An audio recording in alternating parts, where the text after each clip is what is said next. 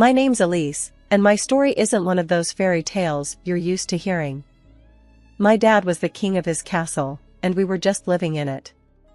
My mom, she was more like the silent enforcer, backing up every one of Dad's rules with a nod and a look that could freeze you in place. Then there was my sister, Anna.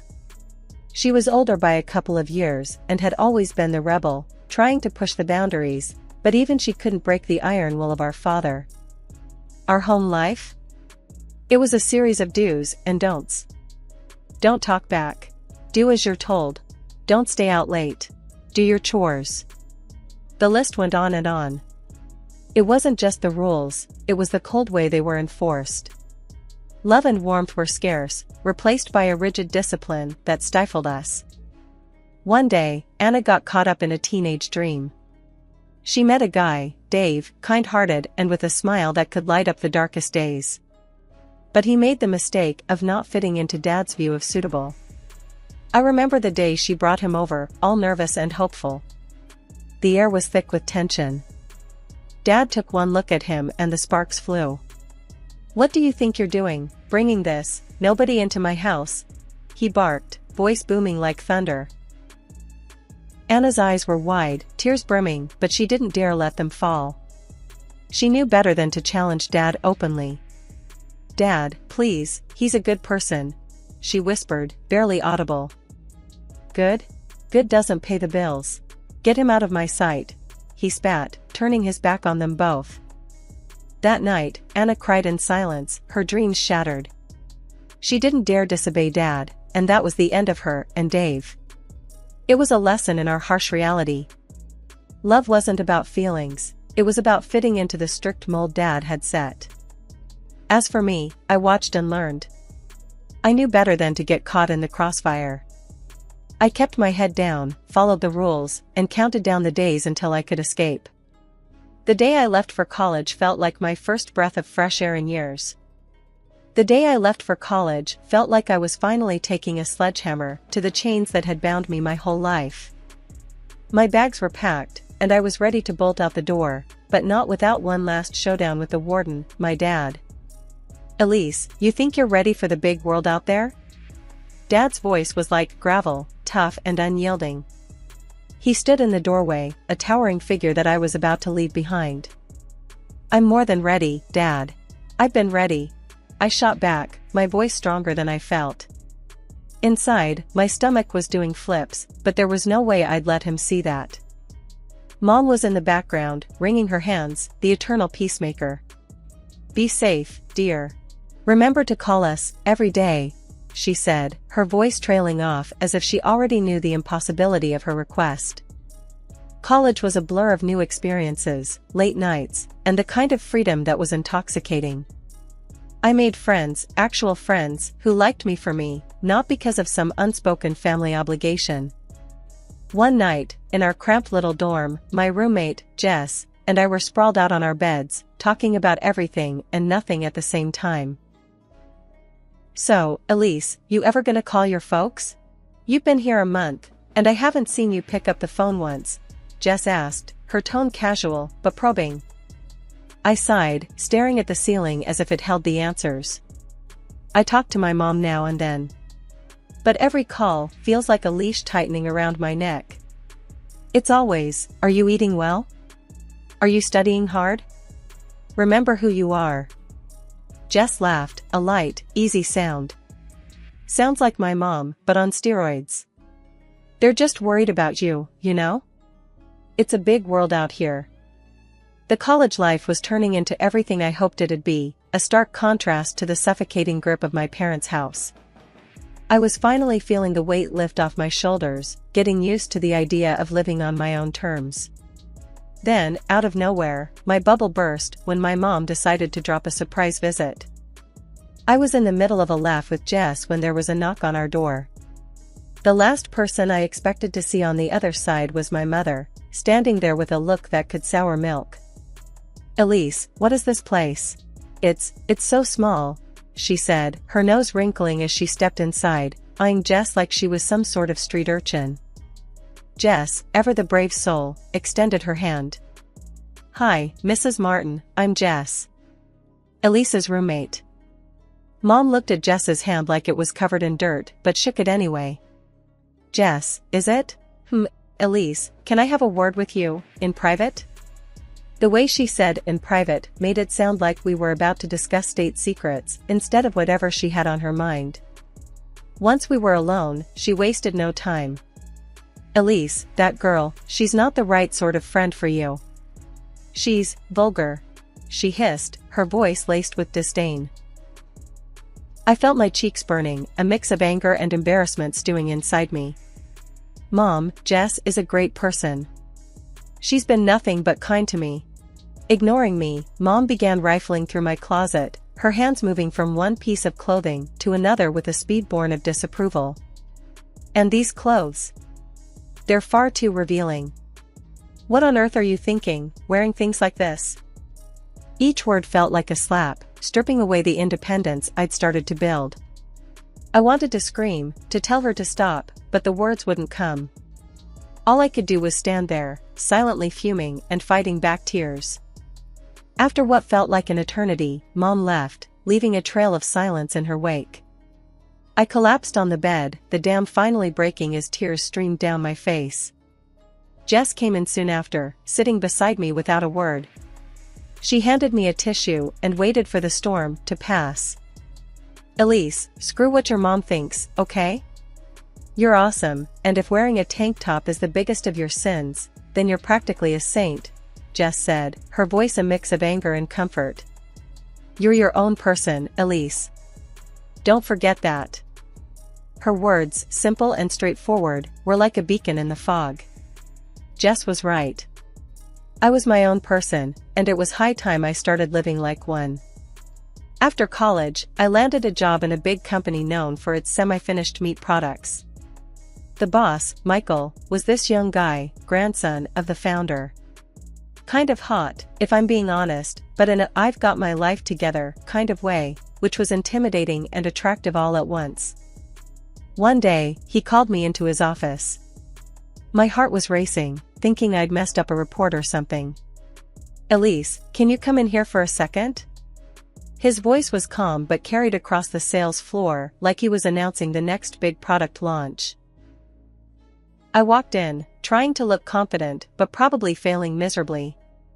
Yes, Michael? He was leaning back in his chair, reports scattered across his desk.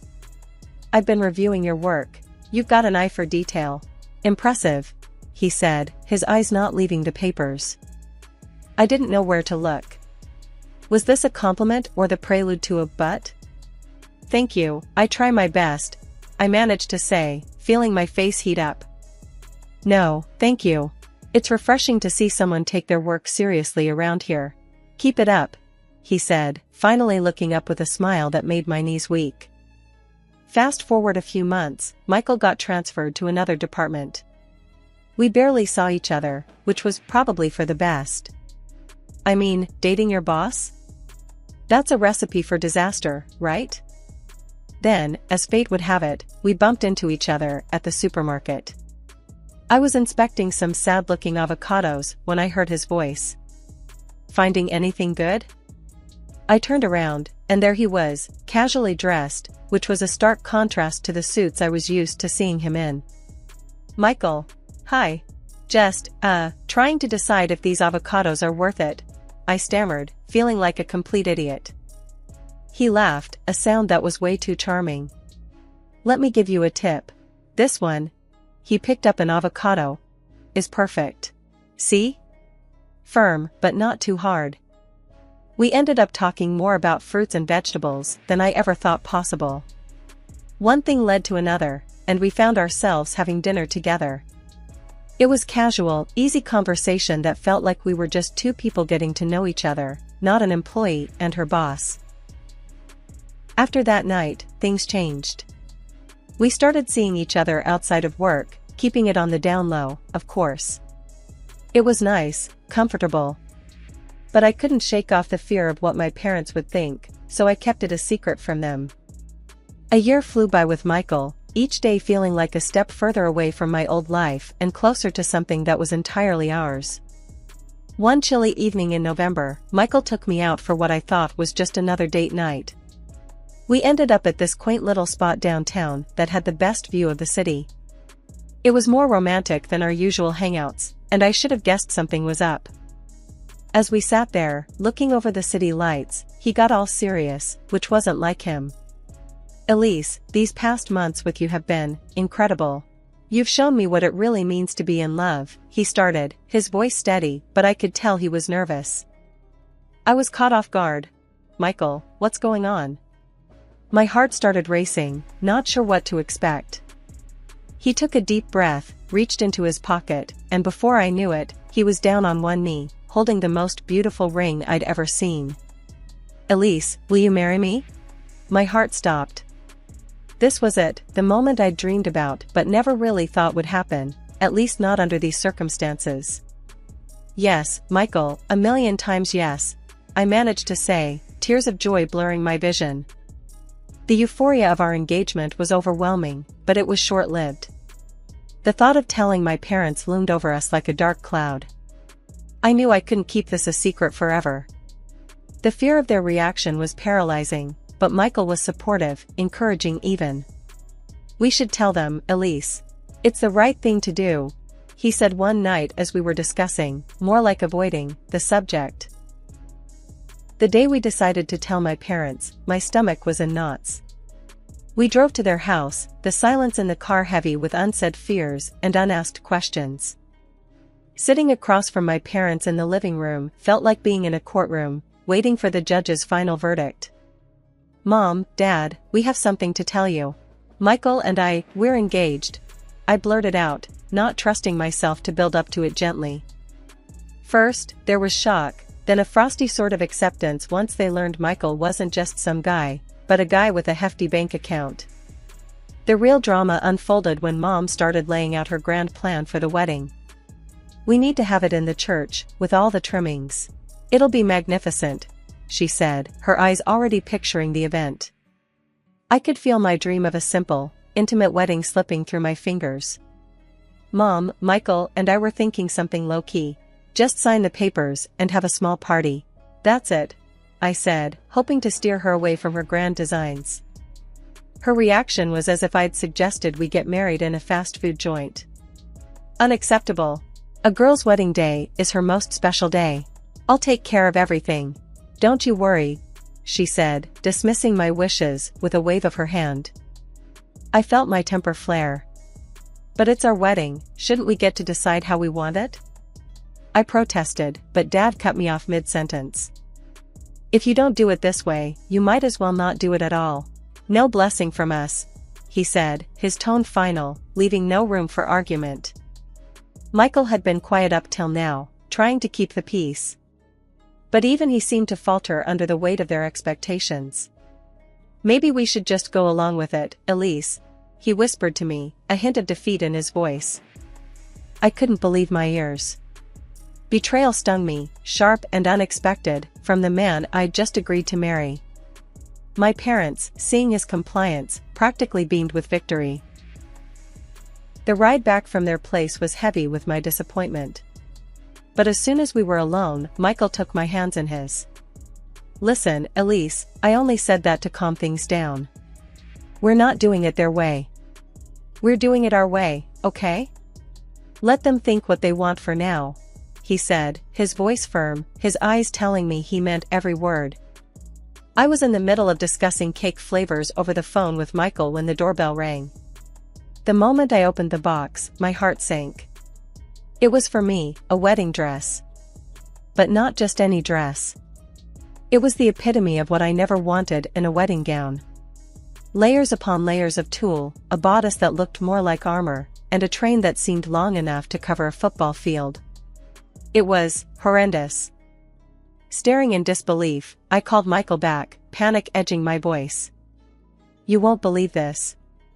My mom sent over a wedding dress. It's like a cake topper from the 80s got turned into a dress." Michael's laugh did little to soothe my rising hysteria. "Maybe it's not that bad? Try it on?" "Try it on? Michael, this thing has its own zip code. It's a disaster," I shot back, the image of me drowning in layers of lace burning in my mind. Before I could spiral further, I decided to confront my mom. Dialing with trembling fingers, I braced myself for the inevitable showdown. "Mom, why did you send me a wedding dress?" "We talked about this. Michael and I are doing things our way," I said, trying to keep my voice steady. There was a pause on the other end, and then, "Elise, darling, that dress is a masterpiece. It's what every girl dreams of. You'll thank me." "A masterpiece? Mom, it's not me. It's not us. We want simple, remember?" My patience was thinning, each word a struggle to maintain civility. "Simple is for table settings, not weddings." "You'll wear it, and you'll look beautiful," she retorted, her voice leaving no room for argument. "Elise, listen to me. Your father and I have already taken care of everything. The hall is booked, and plans are set. You're going to have the wedding every girl dreams of." Her words hit me like a ton of bricks. "What do you mean, everything's set? Michael and I haven't agreed to any of this." I could feel my voice rising, a mix of anger and disbelief swirling inside me. "It's done, Elise. We've even sent out the guest list. It's going to be a beautiful event," she said, her tone final, cutting off any avenue for protest. I hung up, feeling defeated and betrayed. It felt like I was being steamrolled into someone else's version of my wedding. When I relayed the conversation to Michael, his face fell. "Yeah, your mom called me. She insisted I cover half of the budget she's drawn up. Sent me the bill, the hall address, and some wedding design proposal," he admitted, looking like he'd swallowed something sour. "And the guest list, she sent that to you too?" I asked, dreading the answer. Michael nodded. "Yeah, it's packed with people I've never met. And I didn't see any of your relatives on it. Your mom mentioned something about keeping it exclusive." The realization that my parents were orchestrating a wedding that catered to their social circle, sidelining our wishes and even my own family, was too much. Tears streamed down my face as the enormity of their manipulation sank in. Seeing me crumble, Michael wrapped his arms around me. "Hey, we're not going to let this happen. We'll have our wedding, our way. Just us, our friends, and whoever we want. No dictates, no lists. Let's do it secretly, the way we want." I needed an ally, someone who could understand the madness of defying our parents on such a grand scale. Naturally, my thoughts turned to Anna, my sister, the one person who'd always understood the weight of our parents' expectations. So, I called her up, heart pounding with a mix of excitement and fear. "Anna, I need you to be super chill about what I'm about to tell you. Michael and we're planning a do-over. A real wedding that's all about us, no parental strings attached." I spilled, the words tumbling out in a rush. Her response was immediate, a mix of shock and awe. "Holy smokes, Elise. That's huge. I'm in. What do you need from me?" Relief washed over me. "We're thinking something simple, outdoors. Just love, laughter, and the people who really matter. No drama, no spectacle. Can you help keep the lid on this? It's top secret. Consider it locked down. I'm so proud of you, Elise. It's about time you took your life back from them," Anna said, her voice brimming with excitement and a touch of mischief. With Anna's help, we started planning in earnest. Invitations went out, with a clear, almost spy-like message. This is a covert operation. Do not, under any circumstances, let the rents know. Our friends and family were in. The buzz of excitement was palpable, a shared secret that bound us all together in a way I'd never experienced before. Then came the call from Aunt Clara, a relative I hadn't expected to hear from. "Elise, darling, I got your invitation. Your mother hasn't stopped going on about some lavish affair, but I knew something was up. You're doing the right thing, love. Don't worry, my lips are sealed. Heaven knows she didn't want me at her version of your wedding anyway. Said I didn't fit the guest list aesthetic." Her words, so full of support and understanding, bolstered my resolve. This was more than a wedding, it was a statement, a reclaiming of our choices, our voices. The week leading up to the official wedding, my parents' version, was a masterclass in acting. Michael and I went through the motions, nodding along to plans, tasting cakes that tasted like cardboard, and smiling through gritted teeth. It was a performance worthy of an award, but our eyes were on the prize. Then, on a day not our wedding, as not our guests gathered at some impersonal hall, Michael and I were boarding a plane to Bali, our hearts light, free from the weight of expectations. Bali was everything we wanted, intimate, breathtakingly beautiful, and so us. We exchanged vows near a waterfall, the sound of rushing water a perfect backdrop to our promises of forever. After our secret wedding in Bali, the reality of facing the fallout with my parents was a cloud hanging over our return. I knew the storm was brewing, it was only a matter of time before it broke. The first call came from Anna, who was both excited and nervous for us. "You guys back yet? The hurricane's about to hit land here," she said, her voice a mix of amusement and concern. "Yeah, we just landed. How bad is it?" I braced myself for the impact, clutching the phone like a lifeline. "Mom and Dad are on the warpath. They found out about Bali when they tried calling you to berate you for being late to your own wedding. When they realized where you were, all hell broke loose," Anna explained, the words tumbling out in a hurried whisper. Dialing my parents' number felt like the longest few seconds of my life. The phone rang twice before my mom's voice came through, icy and sharp. "Elise, where do you think you've been? Do you have any idea of the embarrassment you've caused us?" "Mom, I'm sorry you feel embarrassed, but this was about what Michael and I wanted.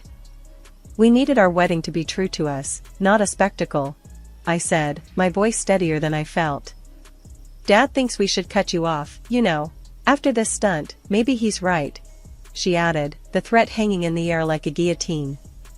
The anger in her words was palpable, but so was the conviction in my response. "If that's what you think is best, then so be it. But Michael and I made a choice for our happiness. I wish you could be happy for us." The line went dead, her silence a clear indication of the breach that had formed between us. The aftermath was a mix of relief and sorrow. Relief that Michael and I had followed our hearts, but sorrow for the rift that now lay between my family and me. As the day of our real celebration drew closer, a gnawing worry kept me up at night, the fear of my parents crashing the party, hell-bent on making a scene. Michael, ever the rock, saw the turmoil I was in and came up with a solution. "Let's get some security. Keep the drama at the gate. This day's about us, not them," he said, his decision firm, leaving no room for argument. The day of the party was nothing short of magical. We chose a minimalist outdoor style for the celebration, with simple, elegant decorations that complemented the natural beauty around us. As dusk fell, electric garlands lit up the venue, casting a warm glow over the faces of our friends and relatives. It was like something out of a dream. Standing beside Michael, both of us dressed to the nines, I felt a surge of happiness so intense it was almost overwhelming. Our guests came up to us, one by one, showering us with congratulations and warm wishes. Anna was beaming, her happiness for us clear as day, while Aunt Clara, bless her heart, kept me in a tight hug before pulling me into every dance. The night was perfect, a true celebration of our love and the life we were building together. But then, the inevitable happened. Word got to me through one of the security guys that my parents had shown up, determined to force their way in. My heart sank. I had hoped it wouldn't come to this. Michael squeezed my hand, a silent vow that we'd face this together. I approached the entrance, where my parents stood, arguing with the security. "This is my daughter's wedding. You can't keep me out," my dad bellowed, his face red with anger. "Please, you need to leave. You weren't invited. I made it clear, no drama today," I said, my voice steady though my heart was racing. My mom tried to push past the security, her eyes blazing. "You can't do this to us. We're your parents." But the security held firm, a gentle but unyielding barrier between us and them. I don't want to have to call the police, but I will if I have to. Please, just go, I said, the finality in my voice surprising even me. The rest of the evening passed in a blur of joy and celebration. Every dance, every laugh, every shared look with Michael reaffirmed my belief that we had made the right choice. We were happy, truly happy, surrounded by the people who mattered most.